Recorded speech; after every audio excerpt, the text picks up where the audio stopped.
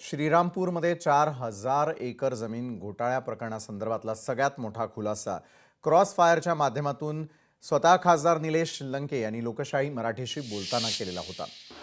ZR2 hoarding group कंपनीच्या माध्यमातून हा घोटाळा झाल्याचा त्यांनी दावा केला होता। खासदार निलेश लंकेंचा थेट या घोटाळ्यासंदर्भातला खुलासा करत असताना विखे पाटलांवर त्यांनी गंभीर स्वरूपाचा आरोप केला। या सदरील प्रकरणाची माहिती आम्ही मुख्यमंत्र्यांना दिली असल्याचं देखील त्यांनी आमच्या या विशेष मुलाखतीत सांगितलं। बरं, पाठपुरावा करून सुद्धा अपेक्षित उत्तर आलं नाही, मात्र आम्ही पाठपुरावा करतच राहणार असल्याचं देखील ते म्हणाले। तर 4,000 एकर जमीन कुणाच्याही घशामध्ये जाऊ देणार नाही असा आक्रमक पवित्रा निलेश लंकेंनी घेतलाय। तसंच महसूल विभाग थेटपणे विखे पाटलांच्या अखत्यारीमध्ये येत असल्यानं त्यांच्या आशीर्वादाशिवाय एवढा मोठा व्यवहार होणं अशक्य असल्याचा गंभीर आरोपही लंकेंनी केला। दरम्यान तो विषय संपलेला आहे, शिळ्याकडीला ऊत देण्याचा प्रकार असल्याचं विखे पाटलांनी या संदर्भातलं प्रत्युत्तर देताना म्हटलं। तर कुठलाही भ्रष्टाचार झालेला नाही, कृषीपूरक उद्योगांना जमीन दिलेली होती असं महसूल मंत्री चंद्रशेखर बावनकुळेंनी देखील म्हटलंय। पाहूयात। शेती महामंडळाची जागा आहे, त्या जागेमध्ये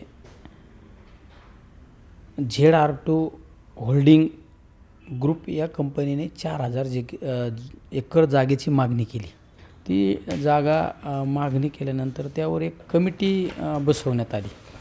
त्या कमिटीमध्ये महसूल मंत्री बावनकुळे, तुमचे उद्योगमंत्री उदय सामंत आणि पंकजाताई मुंडे या समिती स्थापन केली का जागा देण्याच्या बाबत। पण सगळ्यात महत्त्वाचं ZR2 होल्डिंग जी कंपनी, ती कंपनीच बोगस। यामध्ये या सगळ्या कंपन्या जर जेमी वल्सन ज्या ठिकाणी आहे त्या ठिकाणी बऱ्याच ठिकाणी अजितराव ढोकणे म्हणून त्यांची जाव आहे विखे पाटलांची, काही ठिकाणी त्यांची मुलगी, काही ठिकाणी त्यांच्या संस्थेमध्ये काम करणारे कलापुरे नावाचा एक ग्रस्त आहे। तर ह्या सगळ्या प्रकरणामध्ये इन्व्हॉल्वमेंट अहिल्यानगर जिल्ह्याचे पालकमंत्री म्हणून राधाकृष्ण विखे यांचा यामध्ये इन्व्हॉल्वमेंट आहे सगळ्या ठिकाणी। खासदार निलेश लंके जे आहेत शरद पवार गटाचे, त्यांचं म्हणणं आहे की 4,000 एकर जमिनीचा घोटाळा आहे, तो तुम्ही केलेला आहे। तो संपलेला आहे तो विषय। तर काय त्याला शेळ्या कडेला उतारण्याचं काम येते, बाकी काही नाही आहे। सध्या तरी कुठला भ्रष्टाचार झाला नाही आहे। ही जमीन शेती महामंडळाची आहे, पण कृषीपूरक उद्योगांना देणे, कृषी करता काही नवीन तंत्रज्ञान आणण्याकरता देणे अशी मागणी आलेली आहे। वेगवेगळ्या कंपन्यांची मागणी आलेली आहे, पण कृषीपूरक उद्योगांना ही जमीन देण्याकरता आमचा प्रयत्न राहील आणि त्यामुळे शेती महामंडळाचं कुठलंही नुकसान नव्हतं आम्ही करू।